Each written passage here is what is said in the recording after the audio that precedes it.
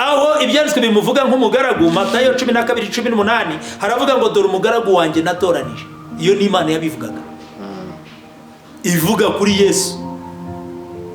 Byakozwe n'intumwa 3:13 hakavuga ngo Imana ya Aburahamu na Isaka na Yakobo yashimishije umugaragu wayo Yesu. Ariko se abantu bundi barasoma, none iyo Mana yaba ari iyi yashimishije uwo mugaragu wayo, noneho Yesu abaye n'umugaragu w'iyo Mana yindi, kandi niba ari we wenyine yababaye umugaragu wande? Kandi urumva ko hari undi muhamya uri hejuru ya Yesu nawe. Aravuga ati mwumvise uko nababwiye nti ndagenda kandi nzagaruka aho muri, iyaba mwankundaga muba munejejwe nuko njya kwa data, kuko data nduta. None se ubu icyo Yesu atavuze ni iki? Tuvuge dusarare, dukomeze tugendere ku bintu biri aho ngaho by'ibicupuri abantu birirwa bagenda bapfundikanya, tuvuga ibintu bidahura ngo butatu. Mu isi y'Iyobokamana habamo impaka nyinshi zitandukanye, kandi izo mpaka kenshi ziba zishingiye ku bibazo bitandukanye abantu batwemeranywaho kimwe cyangwa se batavugaho rumwe ku kigendanye n'iyobokamana. Muri ibyo bibazo rero habamo n'isomo ryitwa ubutatu. Ubutatu bwabaye ubutatu, bamwe bati nyamara Imana ni imwe itabyara itabyarwa, abandi bati iyo Mana igira umwana wayo witwa Yesu Kristo, ari nawe yatumye ku isi akaza gucungura abantu, ndetse ikagira n'umwuka wera yohereje mu bantu akaza ari imbaraga y'Imana. Abandi bakavuga bati nyamara Imana ni imwe igenda yiyuburura cyangwa se yihinduranya, kugeza ubwo bizarangira n'iyo umuntu yajya mu ijuru atahasanga Imana ngo abone na Yesu, ahubwo ari Imana yabona gusa yagiye yihinduranya ikigira Imana, ikongera ikihindura umuntu, ikaza mu isi igacungura abantu, ikajya yisenga ikisingiza, ikagira gute, igasubira mu ijuru ivuga ko isubiye kwa se nk'aho hariyo se. Ibi byose tubyibaza ku isomo ry'ubutatu, ariko iyo tubuze ibisubizo turindira abahanga, turindira abigisha, turindira abapasitoro, turindira ababyize bakaza bakadufasha.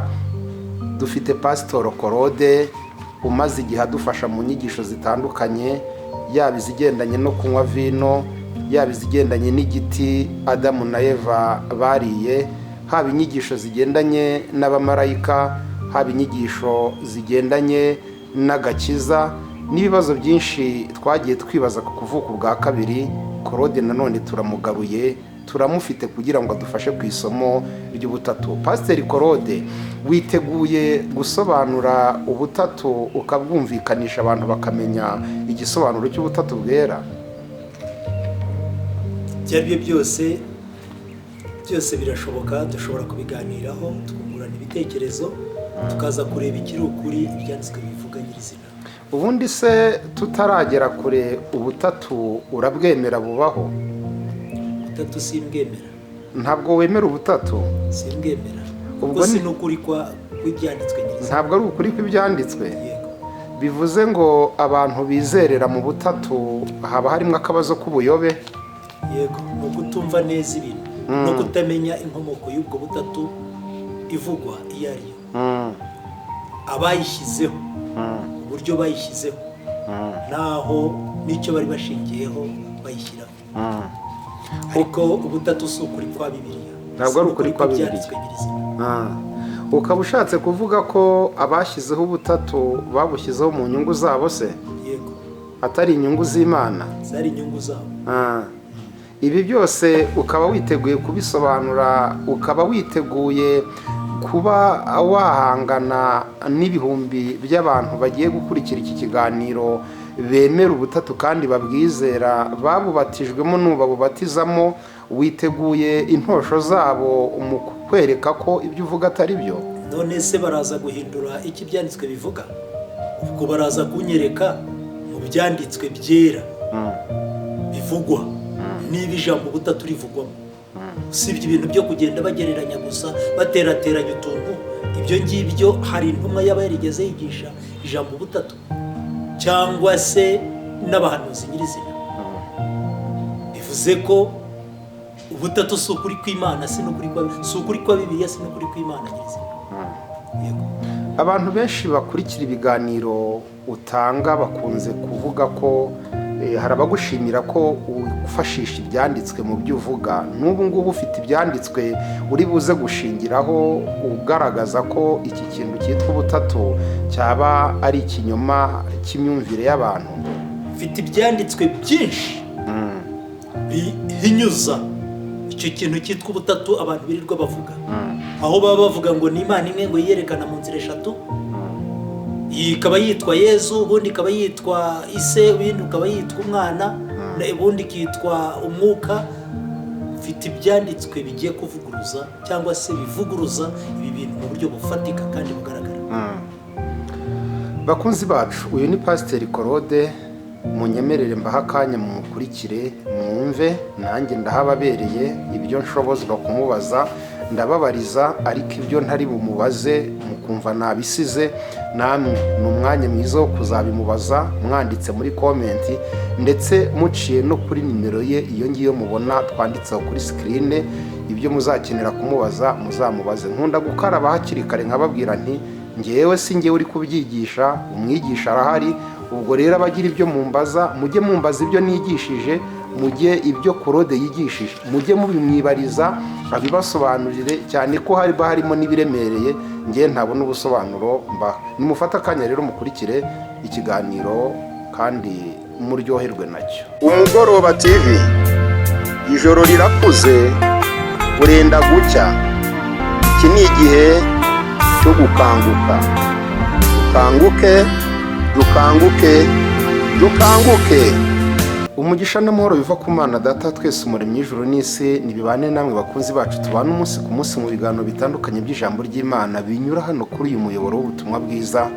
mbahaye ikaze. nitwa Ruferedi Misago, nkaba umwigisha w'ubutumwa bwiza, nkaba MC cyangwa umunyamakuru bakirira abakozi b'Imana.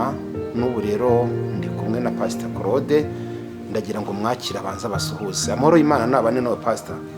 amahoro. Imana irakurinze. Imana iracyaturinze cyane. ndabona umeze neza. yego. ari comment mperutse gusomera asetsa ni muri bya biganiro by'impaka tumaze iminsi dukora. ari comment imwe nasomye ngo Claude ngo uyu murebye ngo ntahatandukaniye ngo na senateri Vode muri politiki, ngo mwiyoboka Imana ngo umeze ngo nka senateri Vode.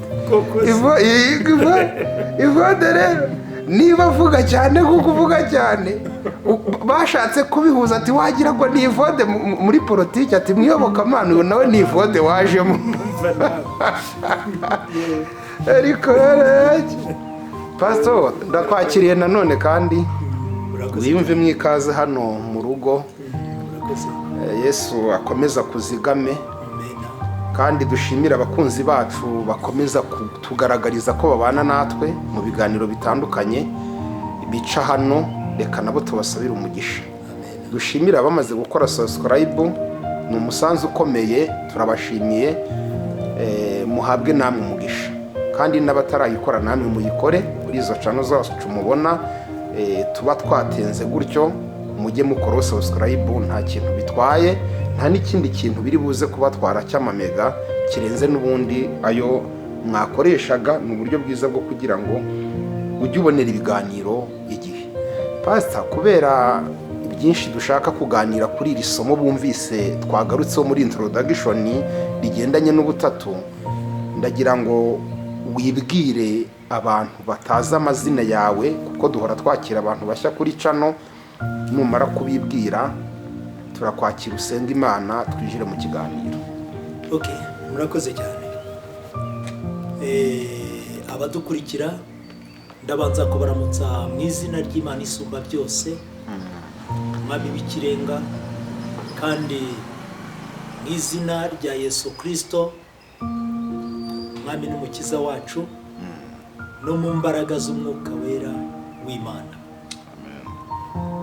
amazina yanjye nitwa Twagirimana Jean Claude batanzi, nkaba ndi umupasitori guturuka mu matorero y'ababatista bigenga.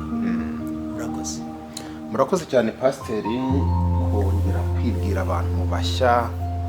Imana iguha umugisha. yego. reka rero tugusaba usenga Imana twinjire mu kiganiro. reka twubahe Imana dusenge. Data wa twese uri mu ijuru mwiza, Mana y'ukuri yo kwizerwa, mbere ya byose izina ryawe ryiza niryubahwe, kandi ubwami bwawe bwiza nibukomeze buze buganze buhawe ikaze. Ugushaka kwawe kwiza bari ko gukomeza kubaho mu kubaho kwacu ku isi nk'uko kuba kubari mu ijuru. Data ukomeze uduhe ibyo kudutunga by'umwuka, byo mu buryo bw'umwuka, kugira ngo turusheho kuzurizwa imbere yawe no kubasha gukora ibikwiriye mu gihe gisa n'iki. Duciye bugufi tugusaba ngo uheze imbaraga mbi, ahubwo umwuka wawe wera ayobore ku bw'izi nyigisho, kandi uha abatakuzi kukumenya, abasubiye inyuma bakugarukira, bari imbere bakomereze mu maboko yawe. Ngaho komeza abantu bawe twese twitegure gutaha iwacu mu rugo, bibeho byemeze kandi bikomeze bishyireho ikimenyetso cyawe, nanone ku bwa Yesu Kristo umwami n'umukiza wacu, amen. Ndasoma ibyanditswe bibiri mpereho nkubaza. Urwandiko rwa mbere Pawulo yandikiye Timoteyo mu gice cyaho cya kabiri, reka nsome umurongo waho uwa 4 ndetse n'uwa 5. Uru rwandiko rwa mbere Pawulo yandikiye Timoteyo muri gice cya kabiri umurongo wa 4 n'uwa 5 haravuga ngo ishaka ko abantu bose bakizwa bakamenya ukuri, kuko hariho Imana imwe kandi hariho umuhuza umwe w'Imana n'abantu, nawe ni umuntu, ari we Yesu Kristo. Reka nongereho n'irindi riba muri Yohana ubutumwa bwiza, igice cyaho ni icya 14. Ndimuhagarika imitima yanyu mwizere Imana, hereye ku murongo wa mbere. Mwizere Imana nanjye munyizere. Mu rugo rwa Data hariyo amazu menshi, yaba adahari mba mbabwiye, kuko ngiye kubategurira hanyu, kandi ubwo ngiye kubategurira hanyu nzagaruka mbajyane iwanjye, ngo aho ndi namwe muzabeyo. Ibi byanditswe dusomye hano, nsomye muri iki gitabo cyitwa Bibiliya. Icyanditswe kimwe kitugaragarije ko Imana ishaka ko abantu bamenya ukuri, bakizwa bakamenya ukuri, kuko hariho Imana imwe, hakabaho n'umuhuza umwe w'Imana n'abantu, ngo nawe ni umuntu, ari we Yesu Kristo. Uyu mu bihe bishize Bibiliya itugaragariza ko aheruka mu isi, aje gucungura abantu. Muri uko guheruka mu isi rero hari ikiganiro yagiranye n'abigishwa be, ababwira ko agiye gusubira kwa se kubategurira, noneho akazagaruka akabajyana kwa se. Wumvisha izi mvugo uhita wumva ko hariho Imana koko, ariko hakabaho n'undi witwa Yesu, Imana yagiye ikoresha mu bihe bitandukanye. Aha rero niho tugiye guhera twibaza.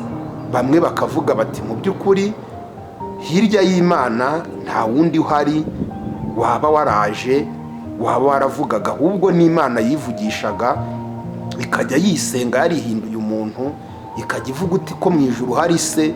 Aha rero niho ngira ngo duhere. Ubundi pasiteri, isomo rigendanye n'ubutatu, reka mpere ku bantu bavuga ko ikintu kigendanye n'ubutatu bushingiye ku butatu Imana igenda yihinduranyamo, ejo ikaba Imana, ejo ikaba umuntu witwa Yesu, ejo ubundi ikongera ikaba umwuka wera. Icyo ngicyo ukemera gutyo nawe? Ntabwo mbyemera gutyo. Icyo ni ikinyoma cyambaye ubusa. Ikinyoma miliyoni z'abantu bemera, babyemera gutyo, bafite bari mu buyobe. Ubwo ni ubuyobe, ni ubuyobe ndetse bubi bukomeye isi irimo kubera ubutamenya. Yego. None biva he kugira ngo babyemere gutyo? Babikuye ibyo bikomora mu nyigisho zifunganye bamwe bagiye bakora, cyangwa se bifashisha bigisha abantu kugira ngo babashe kubona uko babakontorora. Ntabwo ubutatu, icyo kintu cyitwa ubutatu, aho bavuga ko ari Imana imwe, ngo igenda yiyerekana, rimwe yabaye Yesu, ubundi ikiyerekana yabaye uwo yita se, ubundi ikiyerekana ngo yabaye umwuka wera. Ntabwo ko ari ukuri, ni ikinyoma cyambaye ubusa. Icyo ni ikinyoma.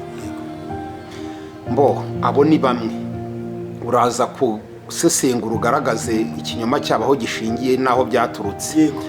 Hari irindi tsinda rya kabiri naryo rigira riti twemera Imana ko iriho, tukemera na Yesu ko ariho, nitujya no mu ijuru tuzamubona ahari, tukanemera umwuka wera nawo ko ahari nk'imbaraga y'Imana nayo ikorera mu bantu. Abo nabo bakavuga bati ubwo ni ubutatu bwera, Imana Data ndetse n'umwana wayo ndetse n'umwuka wera. Aba ngaba bo ntibari mu kuri? Abo ntabwo bari kure cyane y'ukuri, ahubwo abashobora kuba kure cyane y'ukuri wenda ni abashobora kuba bavuga ko ari Imana eshatu zihuza ubushobozi n'imbaraga zingana, zikaba zihurira ku izina rimwe Imana. Abo nibo bari mu kinyoma. Ariko abo bo bashobora kuvuga ko hari Imana, hakaba n'umwana wayo, hakaba n'umwuka wera nk'imbaraga rukozi yayo. Abo bo ntabwo bari kure y'ukuri. Ntabwo bari kure y'ukuri. Nuko birangira abo ngabo ari bo bafashe ko nyine izo mbaraga zose zifite ububasha bungana.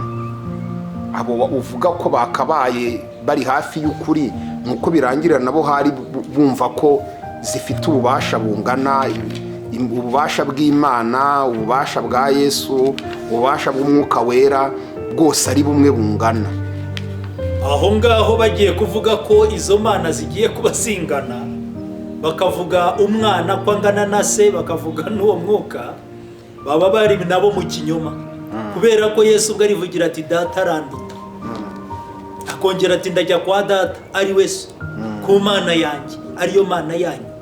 Gute rero uwo uvuga ko hari undi umuruta yagaruka akaba angana nawe? Kandi aho urumva ko haba hari ikibazo, haba harimo kwivuguruza gukomeye. Pasa, ndagira ngo tuguhe umwanya uhagije udusobanurire icyo abantu bita ubutatu icyo ari cyo, ndetse uze no kuduha umucyo w'ukuri ku kigendanye n'Imana ndetse na Yesu Kristo. Murakoze cyane. Ndumva nshobora kubafasha nkabaha ibyanditswe bisobanura ibijyanye n'Imana, se w'umwami wacu Yesu Kristo, ngasobanura na Yesu ubwe uwo ari we, ngasobanura n'iyo mbaraga yitwa umwuka wera, kandi nkerekana itandukaniro ry'icyitwa Imana nyirizina. Ndetse n'ibinashoboka nabereka n'amateka y'aho iryo jambo butatu ryakomotse. Kubera ko ubu uyu munsi Abakristo, Abayahudi, Abayisilamu bose bavuga ko bemera Imana imwe. Nyamara iyo ugiye kureba usanga uburyo bavuga bayemera butandukanye n'uko babivuga. Bamwe bavuga ko ari Imana imwe rukumbi, itabyara, itabyarwa, itagira ngo n'utundi tumana tuyigaragira, ariyo bita la ilaha illallah ku bavandimwe b'Abayisilamu. Hanyuma abandi bo bakavuga ko ari Imana eshatu ngo zihuze ubushobozi zikaba Imana imwe. Abandi kandi bakavuga ko izo mana zose zingana. Abandi bo bakavuga ko ari Imana imwe igenda yihinduranya. Aha rero turibaza, ubundi ijambo Imana rishatse kuvuga iki? Iyo bavuga ijambo Imana baba bashaka kuvuga ukomeye hejuru y'abandi cyangwa uw'ikirenga. Aya magambo tubona mu bihe bya mbere y'uko Yesu Kristo aza ku isi, ko Imana yagiye yakoresha mu buryo butandukanye, ndetse na nyuma y'uko Yesu aje ku isi ayo magambo akomeza kugenda akoreshwa. Iyo dusomye muri Yesaya ibice 45 ku murongo wa 22, ibyanditswe biravuga ngo nimumpugukire kuko ari njye Mana, nta yindi baho. Turibaza, ese Imana zaba ari eshatu? Aho Imana ikaba iri kubwira Yesaya yuko bakwiriye kuyihugukira ko ariyo Mana yonyine, nta yindi baho. Iyo usomye Yesaya 45 umurongo wa 5, haravuga ngo ni njye Uwiteka nta wundi, kandi nta yindi Mana ibaho itari njye. iyo usomye Yesaya 44 umurongo wa 6 haravuga ngo ndi uwa mbere kandi ndi uw'imperuka kandi nta yindi mana ibaho itari njye. Aya ni amagambo yose turi kubona mu isezerano rya kera uko Imana yagendaga ivuga. Iyo usomye mu Gutegeka kwa 2 ibice 6 umurongo wa 4 tubona ijambo rivuga ngo umva wa bwoko bwa Isiraheli we, Uwiteka Imana yacu niwe Uwiteka wenyine. Aha mu isezerano rya kera murabona neza ko Imana yivugiraga ko ariyo yonyine, nta yindi baho itariyo. Aha rero tukibaza abantu bari kuvuga ko hari Imana eshatu, baba babikura he, baba babikomora kuki? Iyo usomye nanone mu isezerano rishya naho usanga hari amagambo agenda agaragaza ko hariho Imana imwe. Iyo usomye muri Timoteyo uwa mbere ibice 2 umurongo wa 5 haravuga ngo kuko hariho Imana imwe. Kuko hageze hate hariho Imana imwe. Iyo usomye mu Bakorinto ba mbere ibice 8 umurongo wa 4 haravuga ngo nta yindi Imana ibaho keretse imwe. Nta yindi Imana ibaho keretse igizite imwe. Iyo usomye Abaefeso ibice 4 umurongo wa 6, Efeso ibice 4 umurongo wa 6 haravuga ngo Imana imwe ariyo data wa twese. Aha rero turibaza abantu bavuga ko ari Imana eshatu zingana zihuza ubushobozi, nibaza aho barimo babikomora hakanyobera.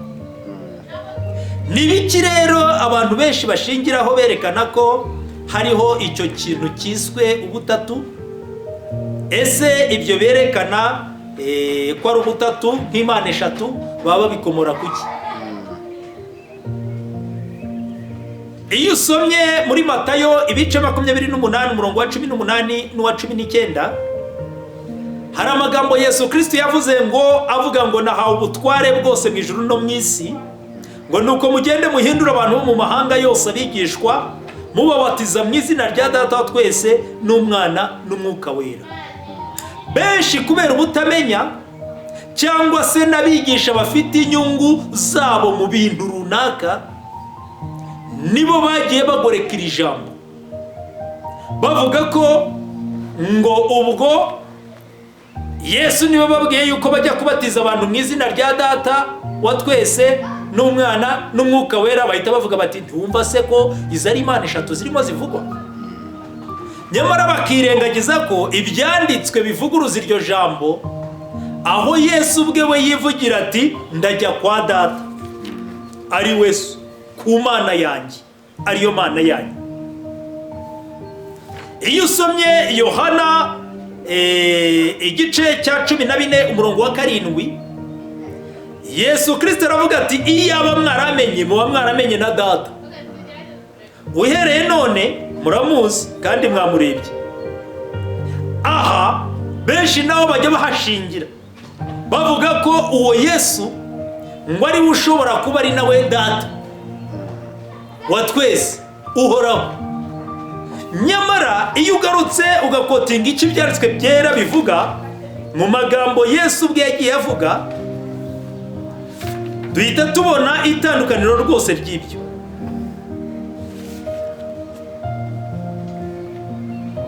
Kubera ko Yohana ibice 14 umurongo wa 28 ubwo ndacyari kuri abo bavuga Imana eshatu ngo zingana.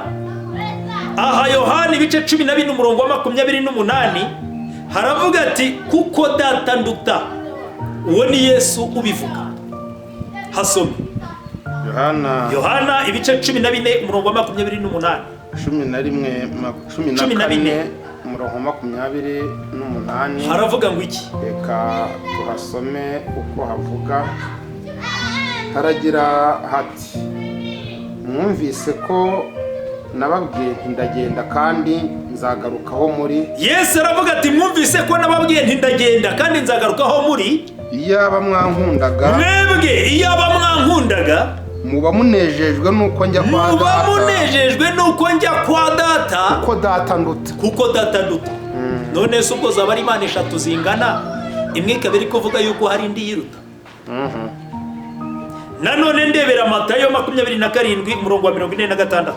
Matayo 27 umurongo wa 46. Hari ijambo ry'Imana rigira riti 4:6, maze ku isaha ya 9, umaze ku isaha ya 9 Yesu avuga ijwi rirenga. Yesu Kristo avuga ijwi rirenga, aravuga ati Eli Eli lama sabachthani, bisobanurwa ngo mana yanjye, mana yanjye, mana yanjye, ni iki kikundekesheje? ni iki kikundekesheje? none se ubwo iyo mana yari gusenga ni iyihe? niba ari imana eshatu zingana, ku kimwe iri gutabaza indi ngo yikize, nuko yitabishoboye kwikiza? gaho urumva ko abavuga ko ari imana eshatu zingana bakabyita ubutatu ari ikinyoma cyambaye ubusa, kuko imwe irimo iratabaza indi iyirusha imbaraga. iyo usomye Mariko 14 umurongo wa 35, Yesu Kristo aravuga ngo undenze iki gikombe, ariko ntibibe uko njyewe nshaka, ahubwo bibe uko wowe ushaka. uwatabaza niba ari we Mana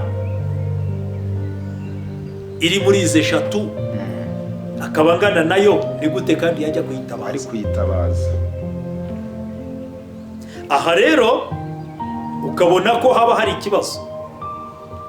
ikindi iyo usomye Yohana 20 umurongo wa 17, Yesu Kristo ubwo aravuga ati nzamutse njya kwa data ari we so, ku mana yanjye ariyo mana yanyu. aha rero umuntu yakwibaza, Yesu ko yivugiye ko hari data, hari se, ari natwe akaba ari we data, akavuga ko uwo kandi ari we mana ye, natwe ikaba imana yacu,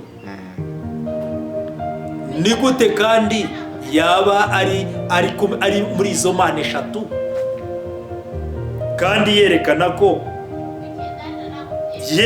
ko iyo mana ye nawe ihari, yaba angana nayo gute? yego abanyarwanda bajya bavuga ngo imfura ingana na se, ariko burya bararutana kuko hari uwabayeho mbere y'undi. ubwo rero aha murabona neza ko aba bantu bavuga ko ari imana eshatu zingana zihuje ubushobozi hari ikinyoma cyambaye ubusa. ikindi aba bantu bajya bashingiraho bavuga ibijyanye n'ibi bintu by'ubutatu, ntabwo bahagararira, baragenda bakagera noneho bafata Yesu ubwe, bumvishije amagambo Yesu yagiye yivugira, bakavuga ko none hari we Mana yonyine ibaho, ariyo rwose utanagera no mu ijuru ngo uzamubone, ahubwo usanga byarahwanye. hita bavuga bati uwo Yesu niwe Mana, nta yindi Mana iba itari we, niyo rwose niyo. bagahita ubwo berekana ko ari nawe wavugaga muri za Yesaya hariya twabonye no muri za Timoteyo na hehe handi. bakabivuga bashingiye kuki? iyo usomye Yohana 14 hadusomere umurongo w'8 uw'9 kugeza kwa 14. Yohana 14 hadusomere twumve icyo bashingiraho bavuga ibyo bintu, namwe mwumva uburyo bimeze. dusome 14 umurongo w'8 kugeza kwa 14 kugera ku 14.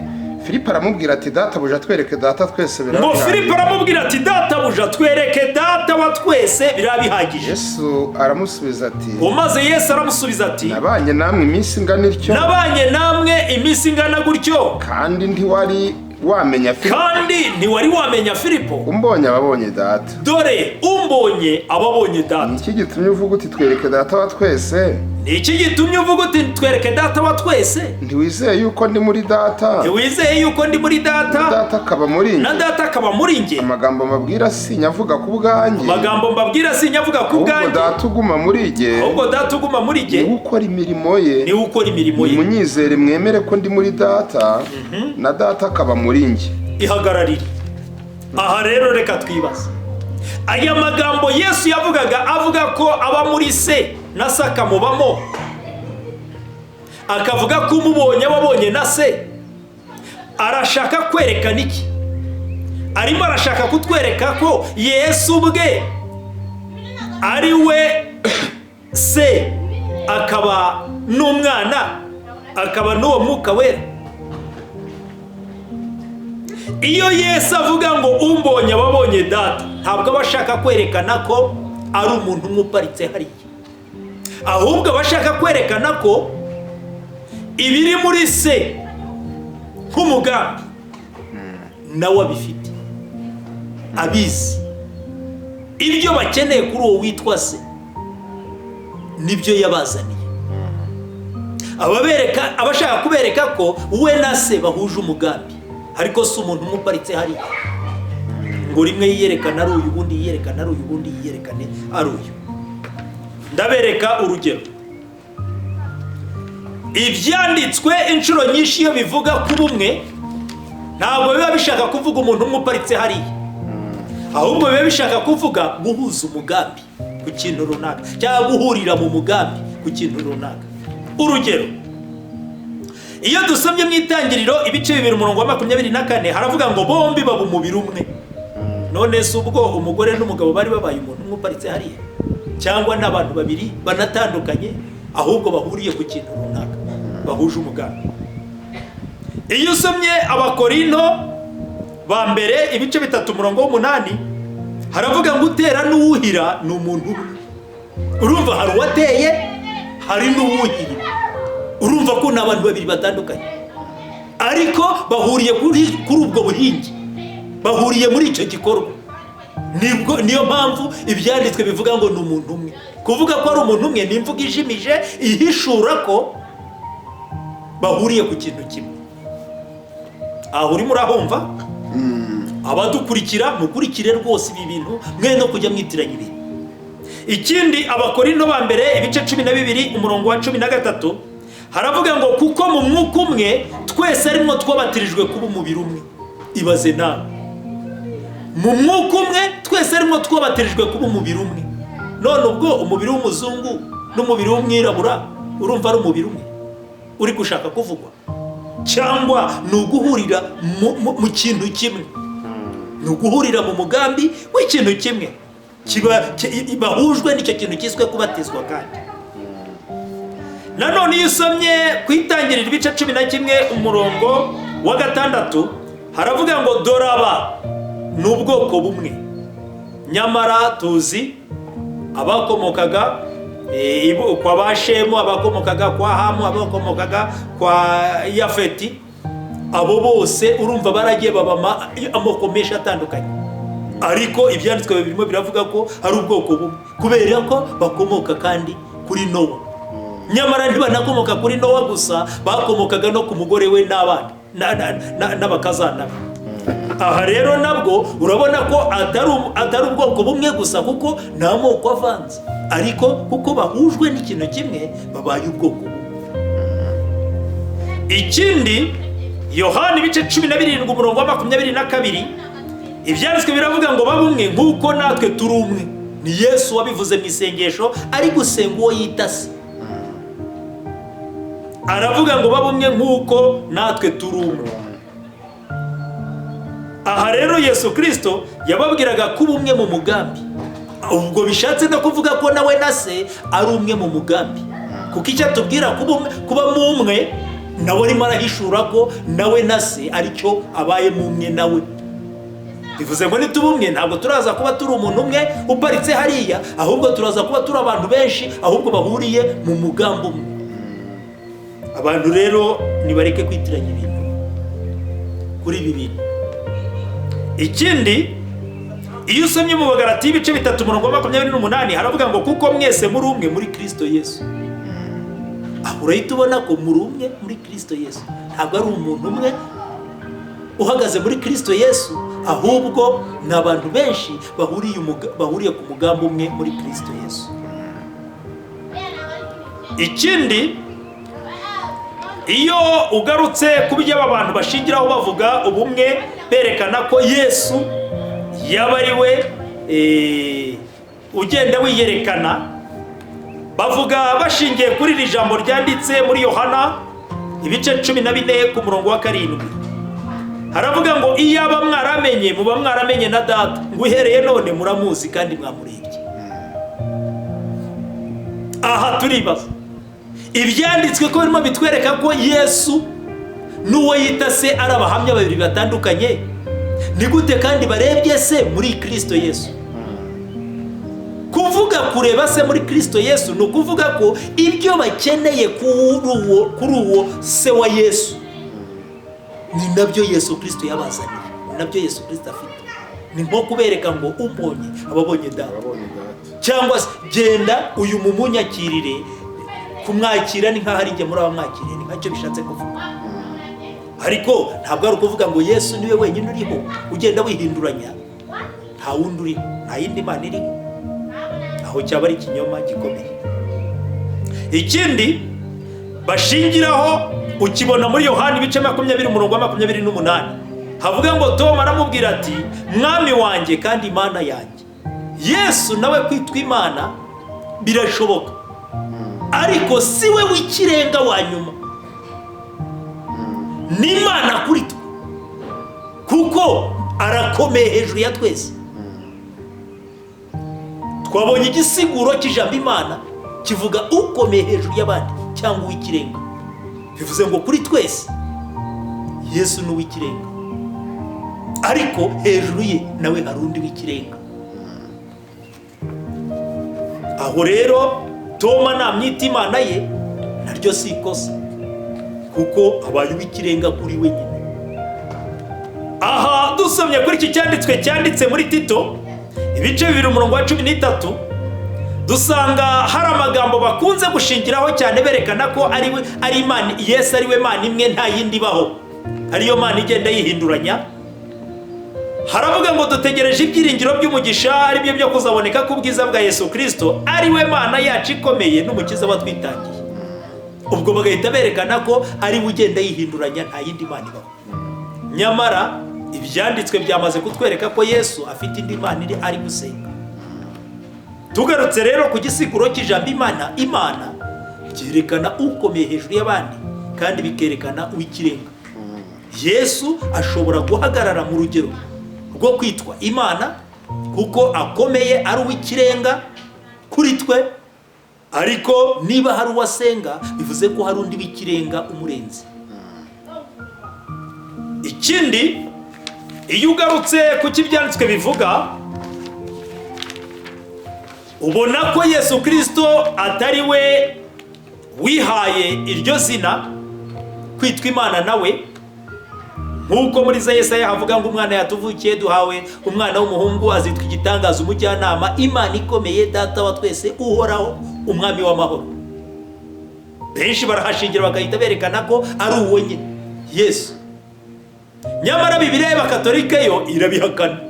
Ibisobanuro batanga hasi y'iryo jambo berekana ko atari na Yesu, ariko ibyanditswe iyo ukurikiye icyo bivuga ubona ko uwo wavugaga we ari Yesu.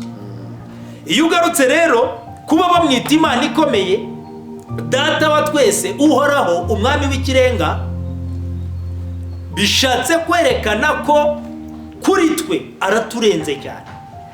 Koko ni imana kuri twe, ni uw'ikirenga, yisakaye ubwiza muri twe, ariko ntibikuraho ko hari umurenzi. Ndabereka urugero. Yohana ibice 17 umurongo wa 11, Yesu Kristo ubwe arivugira ati data ubarindire mu izina ryawe wagize ute wampaye. None uwo wamuhaye izina yabarinde niba ari we mana imwe iri kugenda yihinduranya.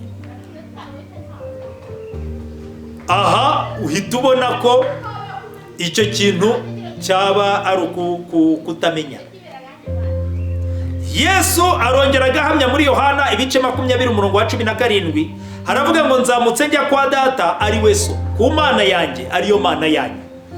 Aha rero murabona neza ko ikirimo kigaragara kiri kwerekana ko Yesu nawe hari umukuriye, hari uw'ikirenga nawe kuri we. uwo ni we Imana data wa twese uhoraho, se w'umwami wacu Yesu Kristo, ari nawe wavugaga hariya muri za Yesaya mbere y'uko Yesu aza ku isi. Ikindi iyo usomye Matayo 20:23, Yesu ubwo ubona ko hari n'ibyo watagaba ategereza ko bigomba kugabwa n'uwo yita se. Aravuga ngo kwicara iburyo cyangwa ibumoso bwanjye sinjye ubigaba. Muri Matayo 20:23 aravuga ngo kwicara iburyo cyangwa ibumoso bwanjye sinjye ubigaba, n'ibyabo data yabigeneye, n'ubutware bwe wenyine. Aho uribonera neza ko murabona neza ko ikirimo kigaragara, Yesu ubumana bwe cyangwa ubutware bwe cyangwa se kuba uw'ikirenga bye hari aho bigarukira, hakaza undi umushumbye uri hejuru ye, wamutumye, wamuhaye izina. Nanone iyo usomye Yohana 5:17 haravuga ngo arabasubiza ati data arakora kugeza ubu nanjye ndakora. Urumva ko abahamya babiri, hari Yesu uri gukora, hari n'uwo yita se uri gukora, n'abahamya babiri batandukanye. Nanone Mariko 13:32 na Matayo 24:36 Yesu Kristo avuga ko uwo munsi ntawuzi, ndavuga wa munsi w'imperuka, n'abamarayika batawuzi uwo munsi, ewe n'umwana atawuzi. Urumva ko Yesu nibyo umunsi w'imperuka nawe ubwe ntabwo azi icyo gihe uwo munsi uzabera. Wakwibaza niba yaba yarawuzi hakaba ari we Mana igenda yiyerekana muri ubwo buryo, yawuyoberwa ate? Ese yaba yaraje kubeshya abantu yuko atazi uwo munsi kandi yaba ari we Mana iwuzi? Ugahita ubona ko icyo kintu cyaba atari cyo, ahubwo Yesu hari uruhare rwe, hakaba n'uruhare rw'uwo yita se. Ikindi, Yohana 15:30 na Matayo 20:23 Yesu Kristo avuga ko ntacyo akora kubwe. Urumva ko ibyo akora byose bikora hari undi umushoboza.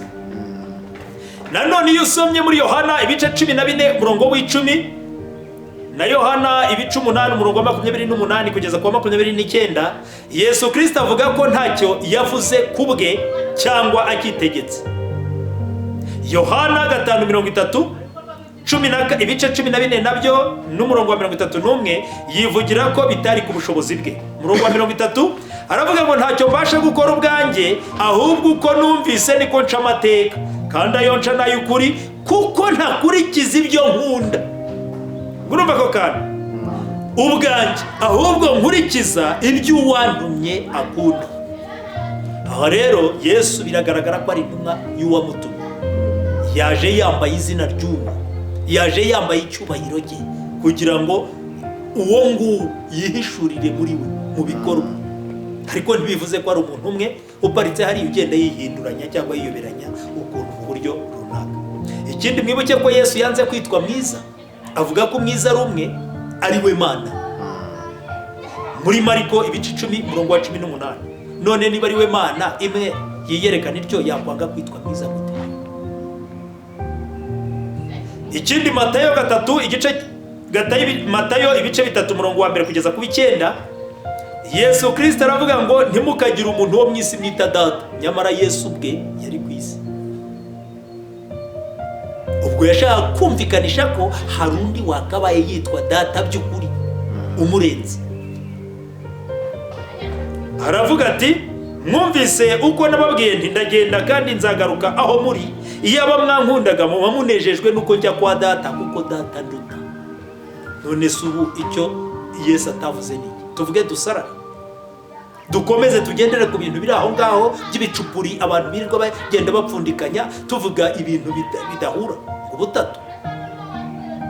Nsoza ndagira ngo mbere ko ubutware bwa Yesu buva kuwo yita se, ari we Mana umwami w'ikirenga.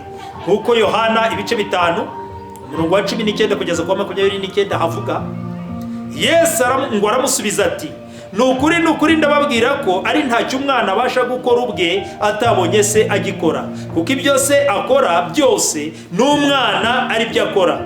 Kuko se akunda umwana akamwereka ibyo akora byose, ndetse azamwereka n'imirimo iruta iyi kugira ngo mutangare.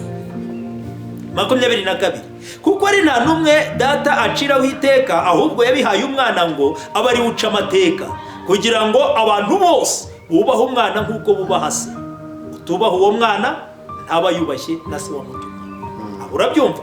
Icyubahiro cya Yesu arimo aragikomora kuwo yita se, kuko nawe arivugira ati bubahe umwana nk'uko bubaha nde se. Nyakubahwa Alfred, ndakumva. ubu noneho hari icyo uri kumva ku bibazo wari ufite n'ibyo abantu bahoze bibaza kuri iki kintu bavuga ubutatu bagenda bashingiraho. Urumva hari ishingiro ubu bifite? Aha byumvikane ko umuntu agiriwe umugisha wo kugera mu ijuru yabona Imana ariko na Yesu akamubona. Yego, kuko yavuze ko agiye iburyo bwa se, ubu umuntu yahamubona cyane rwose, kubera ko uribuka igihe bateraga Stefano amabuye, yaravuze ngo ahumutse amaso abonye Imana mu ijuru, ngo abona n'umwana w'umuntu yicaye iburyo bwa se. Wakwibaza abaye ari imwe iriyo, ubwo icyo gihe yakwiyicara iburyo se ite? Aho Stefano yaba yarabeshye. Ariko niba atarabeshye bivuze ko ari abahamya babiri. Mu butumwa bwiza bwa Yesu Kristo bwanditswe na Matayo mu gice cya 28 umurongo w'18 kugera kuri 20, Bibiliya ivuga inshingano Yesu yasigiye abigishwa, aho yababwiraga ati mugende mwigisha abantu bo mu mahanga yose ubutumwa bwiza, maze abizera muzababatize mu izina rya Data twese n'iry'Umwana ndetse n'Umwuka Wera. Aha Yesu icyo yari ashatse kuvuga si ubutatu? Ntabwo ari ubutatu. None se ubu njyewe Claude, Pasteur Claude, nawe muvandimwe Alfred, wenda n'undi muntu duhagaze hamwe, nkavuga nti genda, nkabwira umuntu nti genda uzane biriya bintu biri hariya, nuramuka ubizanye harimo ibya Claude, ibya Alfred n'ibyundi, turaza kuvuga ko ubwo tubyise ubutatu nk'umuntu umwe, cyangwa ni abantu bamwe ahubwo bari hamwe bahuje umugambi?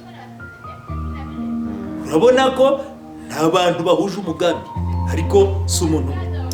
Hanyuma turi kugenda tugana ku musozo, hari aho wigeze ukomoza ko uratubwira muri makeya imva n'imvano cyangwa se amateka y'inkomoko y'iki kintu cyiswe ubutatu kugera ku rwego gisakara ahantu hose kigahinduka ukuri mu bantu bavuga ko baba mwiyobokamana. Ndagira ngo ubikomozeho gatoya dusoza, mu by'ukuri iki kintu cyaje gute kugira ngo kigire imbaraga mu bantu kuri uru rwego? Urakoze cyane. Ubundi iyo ugiye kureba inshuro Yesu avugwa, usanga hari aho ibyanditswe bimuvuga bivuga ko ari umwana w'umuntu inshuro 68 zose. Ibyanditswe bivuga ko ari umwana w'umuntu, ntabwo biba bivuga ko ari Imana. Hanyuma ahandi ugasanga havuga ko Yesu ubwe yivugira ati naje mu izina ry'Uwiteka. Bikumvikana? Hari naho ibyanditswe bimuvuga nk'umugaragu, none yaba ari we Mana imwe akaba ari umugaragu wandi. Aho ivuga ko ari umwana w'umuntu ni muri Yohana 5:3-7, 3:8, aho Yesu aravuga ati kandi Data wantumye nawe yahamije ibyanjye ubwe. Urumva ko aje ari intumwa. Uwo wamutumye yaba ari nde? Niba ari we Mana imwe yaba yari yitumye se ubwe? Oya, bivuze ko hari umuhamya wundi wamutumye, hari undi muhamya ku ruhande wamutumye.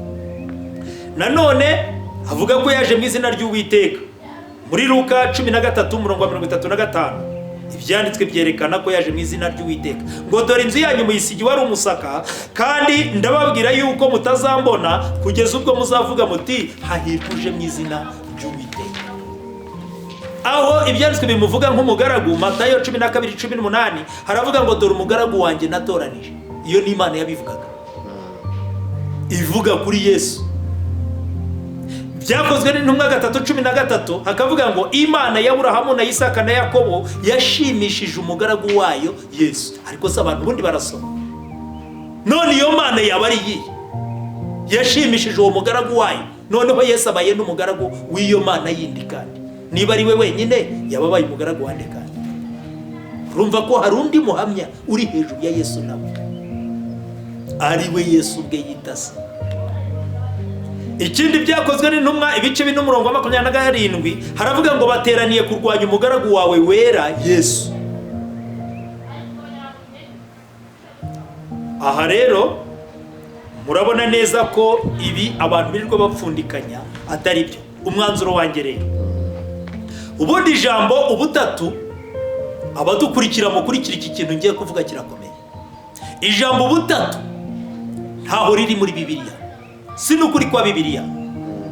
Kuva mu itangiriro kugeza mu byahishuwe ntaho riri, nta n'intumwa yigeze ikoresha iryo jambo. Kandi bivugwa ko dufata urugero ku ntumwa n'abahanuzi. Ibyo abantu bavuga ubutatu ubona ko ari ibintu byo kugenda bagereranya gusa, ntabwo ari ibintu byanditswe bizwi ko hari Imana eshatu zingana, cyangwa se hari Imana imwe igenda yihinduranya, yiyerekana mu nzira zitandukanye. Kuko urebye inshuro Imana yo yakwiyerekana ni nyinshi. Hari aho yiyerekana mu muriro, hari aho yiyerekana mu muyaga, hari aho yiyerekana mu gicu, hari aho yiyerekana ivuga mu kanwa k'abahanuzi. None se ubwo iri kuvuga mu kanwa k'abahanuzi, ubwo muhanuzi nawe yabaye Imana? Oya, we ni umuntu ariko aravuga mu izina ry'Imana. Birumvikana? Ibi rero by'ubutatu birimo bivugwa ku cyiswe ubutatu, ngarutse ku mateka yabyo, bikaba bigaragara ko ijambo ubutatu ari ijambo ryatiriwe mu mico y'Abaroma, kuko aribo basengaga imana zitandukanye z'ibigirwamana, zari zirimo na ziriya zasengwaga mu butatu. Bikaba byaradutse ku ngoma y'umwami w'Umuroma witwaga Constante ahagana mu mwaka wa 325, bikomotse kandi mu nama ya Nisei yabayeho nyuma y'ivuka rya Yesu Kristo, biza kwemezwa muri konsili yabereye ahitwa i Constantinople ahagana mu mwaka wa 381 nyuma y'ivuka rya Yesu Kristo. Urumva ko niho ubwo buyobe bwatangiye gukwira, byemejwe n'umwami kandi w'Umuroma witwa Theodis, wavuze ko ibyavugiwe mu nama ya Nisei ku ngoma y'umwami Constante ku ngingo ivuga ku butatu ngo ari byo bikwiriye gukomezwa, kandi ngo abantu bose babyumve bamenye ko ibyo umwami ategetse ariko kuri. Umva nawe, aricaye akusanyije ibyo mugenzi we yari yaravuze, ararangije nawe abigize ihame, ararangije ategetse abantu ku gahato ko bakwiriye kwizera yuko ibyo avuze ariko kuri, nta guhindura. Ngabo ahakomotse ibyo bintu, niyo nkomoko y'iki kintu cyasakaye. yego, iyo nama yemeje ko ngo umwuka wera, bavuze ko ngo umwuka wera yashyirwa mu rwego rumwe n'Imana na Yesu, ngo bose bagasangira ubumwe n'ubutware mu rwego rumwe, ngo nta wuruta undi. Nyumvira, nyamara Yesu yagiye yivugira ati data aranduta. Nguko uko ijambo ubutatu na biriya bya za Noheli twavugagaho byatangiye kogera mu bakristo, bitangira kwigishwa muri za kiliziya, nyuma y'igihe kirekire biza kubihame no mu yandi madini menshi uko yagiye yaduka. Kubera ko umuhanga umwe yaravuze ngo ikinyoma kizweho neza iyo kigishijwe igihe kirekire kigiraho kikaba nk'ukuri, ariko ntikiba ari ukuri. Nubwo kiba kibaye nk'ukuri ariko ntikiba ari ukuri. Ubutatu kandi bwongeye kwigishwa cyane n'umunyedini witwaga Atanazi, wapfuye ahagana mu mwaka wa 373. Uwo yavugaga ko ihame rya Nisei rivuga ku butatu ari ukuri. Avuga ko dusenga Imana imwe y'ubutatu yitwa Data, tugasenga iyitwa Umwana n'iyitwa Roho Mutagatifu, kandi ngo si Imana eshatu, ngo ahubwo zose ni Imana imwe. Ibyo wabibona mu gitabo cya La Nouvelle Encyclopédie Britannique. bikaba kandi bivugwa ko ibyanditse bivuga ko benshi bazagwa bakava mu byizerwa bakita ku myuka iyobya n'inyigisho z'abadayimoni. Bikavugwa kandi ko bazaba bumva ijambo ry'Imana ribarya mu matwi, bazigwiriza abigisha babigisha ibihuye n'irari ryabo. Wabibona muri Timoteyo wa 2 ibice 4 umurongo wa 3 n'uwa 4, uwa 3 n'uwa 4. Bikavugwa kandi ko urya munsi utazaza kurya kwimura Imana kutabanje kubaho, kandi urya munyabugome atarahishura. Ibyo byabaye igihe ki? Byabaye igihe abo bari batangiye kugenda bagoreka ibintu. Tubibona mu Batesalonike ba 2 ibice 2 umurongo wa 3 n'uwa 4. Ikindi kandi ni mu gihe ibyanditswe bivuga ko umuhinzi yabibye imbuto, ni Yesu wabivuze ngo bugorobye umwanzi abibura ukungu. Bwagorobye igihe ki? Igihe Yesu yari amaze gupfa, n'izo ntumwa zirimo zimaze kugenda zicwa, zitari bubashe kugaragaza ukuri, abo baraza bapfundikanya nabo baza bacengeza ibyabo.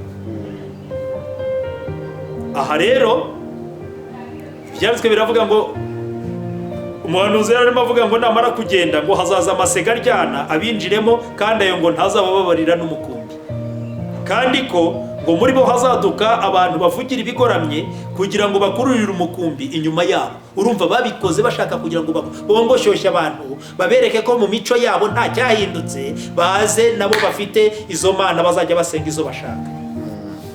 Nyamara iyo ukurikiye ubusobanuro bw'ibyo bintu, reka nsoreze aho ubwo buyobe bukomoka.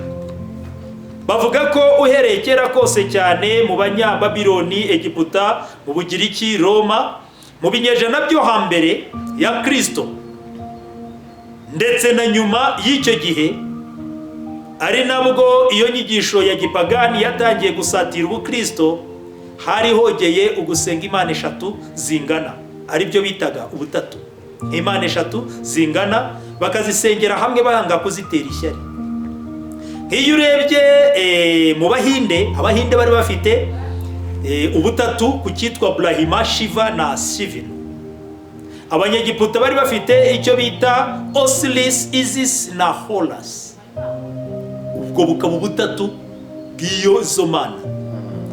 Bari bafite muri Babiloni, bari bafite ubutatu nk'icyitwa Ishtar, Sini na Shamash. Bayimiye hari ubutatu bw'Imana kwezi nk'umwami w'ijuru n'Imana zuba mu kinyejana cya mbere nyuma y'ivuka rya Yesu Kristo. Mu Buhindi hari umutwe w'ikigirwamana ufite imitwe 3, Cambodia umutwe w'ikigirwamana cyabo nawo wari ufite imitwe 3. Muri Norvege, Ubufaransa, Ubudage mu kinyejana cya 13, 14, 15, 19 na 20 hari ubutatu nka Data, Umwana, Umwuka Wera. Ibi wabibona mu bitabo byinshi bigiye bitandukanye aho ubona kukiswe ubutatu. Ibi rero bikerekana ko ihame ry'ubutatu ryavutse mu kinyejana cya 4 nyuma ya Yesu Kristo, riciye ukubiri n'inyigisho shingiro za Gikristo. Aha rero bikaba bigaragara neza ko hariho Imana imwe, hakaba n'uwo yatumye ari we Yesu Kristo umwana wayo, uwo nawe akaba yabarwaho ubumana abikomoye kuri se. Ubuhangange bwe cyangwa se icyubahiro cye cy'ubumana kikaba gikomoka kuwo yita se, kuko umuntu agira umwana w'umuntu, ihene ikagira umwana w'ihene, n'Imana niba ifite umwana, umwana wayo nawe ni Imana. Hakaba rero n'Umwuka Wera nk'imbaraga rukozi y'Imana, Imana inyuzamo irimo ikora ibintu bitandukanye cyangwa se isohoza ugushaka kwayo. Nkumva rero ntagiye kure ku cyitwa ubutatu, ndongera kubahamiriza ko ari ikinyoma cyambaye ubusa. Hariho Imana imwe, hakaba n'uwo yatumye ari we Yesu Kristo umwana wayo, nawe ubumana bwe bumuvugwaho bukaba bukomoka kuwo yita se. Hakaba n'Umwuka Wera nk'imbaraga rukozi Imana yiyerekaniramo ikora ibikorwa runaka. Nkumva rero nasoza mbashimira, kandi uwagira ikibazo akibaze, hanyuma wenda mu biganiro bikurikira twazagisubiza, cyangwa se wumva afite impaka kuri ibyo azaze kuri kamera, agaragaza ukuri. Pasiteri, usoje neza uburyo mashaka ugira uti ufite ikibazo azaza akibaze. Hari ukuza kuri kamera akavuga ukuri kwe, hari ukwandika muri komenti, hari no kuba yakikubaza inbox aciye kuri nimero yawe, ari naho ngira ngo ubahe kontakite zawe kugira ngo uwagira ikibazo kuri iri somo ry'ubutatu akifuza ko muganira by'umwihariko abe yaguhamagara. Nubwo turazishyira no kuri screen bakazibona, ariko wazitanga by'umwihariko. Murakoze cyane. Ibi impamvu mba mbivuze, hari abantu benshi usanga baba bafite impaka kandi bajya impaka z'ibyo batanazi, nta kunyuza mu nyurabwenge cyangwa gukoresha umutimanama wumva iki iryo jambo rivuga, ryabwiwe nde, ryavuzwe igihe ki, ryashaka kumvikanisha iki, ese rirahurira he n'ubuzima bwanjye muri iki gihe. Umuntu agapfa kuza ajya impaka z'ibintu atazi atumva. Niyo mpamvu nifuza ko ufite ikibazo yakibaza muri ubwo buryo buvuzwe, cyangwa se akaza hano kuri kamera akagaragaza ukuri kwe nawe. Kubakeneye rero nimero zanjye kugira ngo wenda na nyuma y'ikiganiro tube twaganira, nimero zanjye ni 0783 667 366 10. 0783 667 366 10. Murakoze, amahoro y'Imana bane namwe. Bakunzi bacu turabashimiye, amahoro akisabanye namwe, kandi dushimiye Pastor Claude kubw'ikiganiro aduhaye kigendanye n'isomo ry'ubutatu. Ikindi cyazaza nyuma yuko hari ibyo mubajije cyangwa se hari comment mwateye tukabona ko hari ibyo mugikeneye gusobanukirwaho, tubijeje ko twazakora ikindi kiganiro. Reka tubararikire kuzabana natwe mu biganiro bindi biri inyuma bizakurikira kino nabyo byiza bigendanye n'ibyo twibaza kwiyobokamana. Amahoro ya Kristo nabane namwe, turabakunda cyane.